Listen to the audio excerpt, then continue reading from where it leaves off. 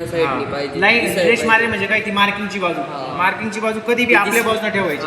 म्हणजे अजून उलटा लावलेला आहे. उलटा लावलं. ओके उलटा लावला. व्हिडिओ का लय प्यारनं लावलं. ओके बस बस बस. ओके त्याला हे बसणं करायचं बरोबर. असं केलं असं चाललं बरोबर. करा ताई. बस एवढं. बस ओके. लक्ष द्या इकडं. आता आपल्याला हॅक्सॉइंग करायची. हॅक्सॉइंग करताना सर्वात प्रथम काय लक्षात ठेवायचं की आपले हॅक्सॉ फ्रेम आहे बरोबर.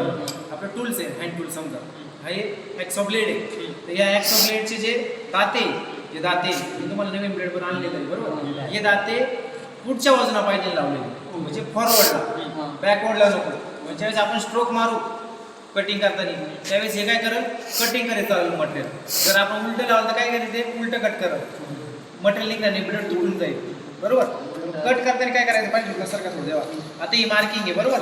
या मार्किंगवर एक कोट ठेवायचा असं म्हणजे आंगडी ठेवायचं आपल्याला बरोबर. आणि त्याच्या मार्किंगच्या बाहेरच्या बाजूला कट लावायचा नॉर्मल तेव्हा असा बघून असा कट लावला.